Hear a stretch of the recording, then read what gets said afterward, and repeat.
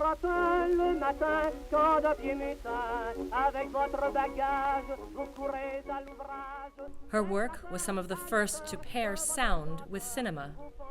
The stories she told tended to confront taboo topics like gender archetypes, feminism, and even homosexuality. She served as the head of one of France's most prestigious film studios before traveling to America to create her own. Legendary directors like Alfred Hitchcock considered her a major influence. So, why don't we remember her? The most obvious explanation for Alice Guy's erasure from film history seems to be misogyny. Film is possibly the most male-dominated art form in existence, and horror stories about the way women can be treated on set are disturbingly common. But upon diving further into Guy's work and career, the reasoning behind her being forgotten becomes far more than just male bias. Guy's erasure also stemmed from poor film preservation, as well as a style of film history analysis that valued success over ingenuity, where the first person to do something in a profitable and palatable manner was remembered, rather than the first person to attempt to try it. If it weren't for these three combined factors, perhaps we would still be talking about the remarkable woman who laid the foundation for some of film's greatest innovations. So join us now as we explore the life and legacy of Alice Guy, the First Lady of Film.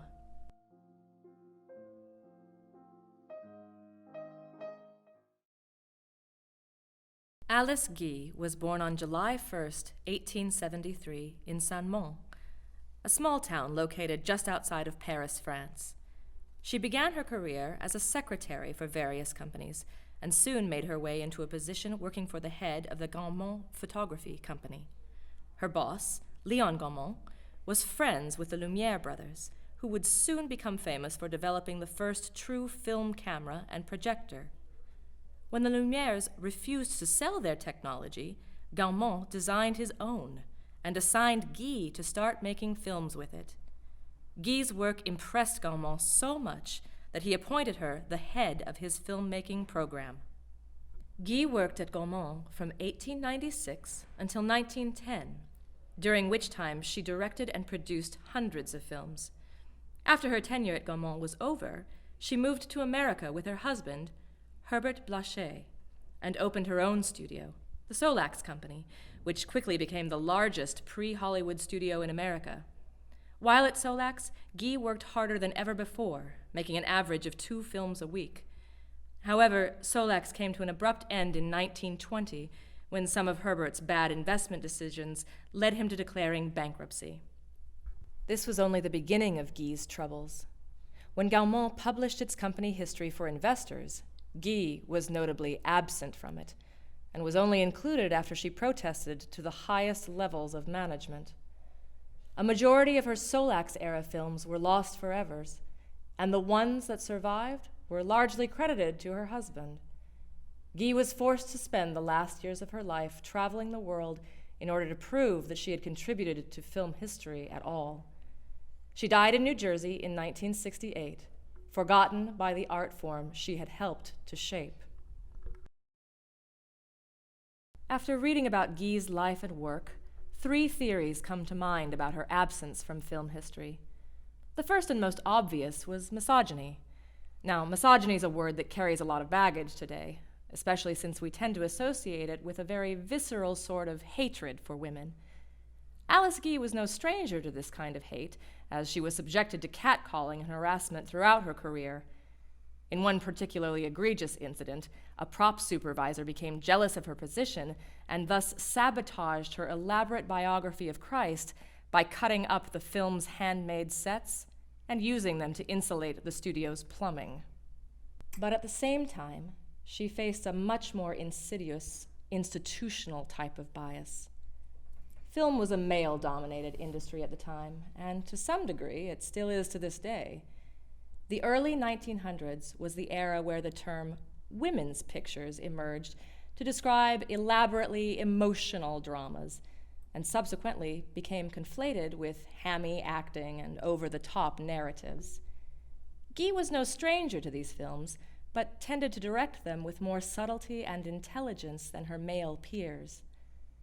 The most famous of Guy's melodrama, 1912's Falling Leaves, is a quiet and beautifully shot story of a mother attempting to stop the passage of time itself in order to bring hope to her dying daughter. Yet to people in 1912, it was just another women's picture, a quick weepy for the cheap seats. This may have been a microcosm of why Alice Guy was forgotten. Maybe people just couldn't see past her femininity in order to recognize the quality of her work. Or maybe it's something else entirely, like film preservation issues. Today, film's preservation is relatively easy given the prevalence of digital media, but back in the 1920s it was a completely different matter. The only method of preservation was celluloid, which tended to erode if not kept in certain precise circumstances. To make matters worse, studios tended to be more ardent profiteers than preservationists, and would often destroy the negatives of works that had failed at the box office. Judging by how only around 100 of the over 1,000 films she directed still exist today, Alice Guy was most likely subjected to this treatment. But why? Given all of the innovations she worked on, wouldn't she have received preferential treatment? This brings us to argument number 3. Most of Alice Guy's key developments are credited to other, later films. Citizen Kane is regarded as the first film to use deep focus photography, while many attribute The Jazz Singer with the status of the first sound film. Even a cursory search for the first feminist film results in a 1922 French surrealist short, one that was admittedly directed by another woman, Germaine Dulac, but one made years after Guy ceased filmmaking. These works don't have much in common, but what they do share is striking. All are far more polished than Guy's work, with more advanced camera angles and editing, and all are generally longer.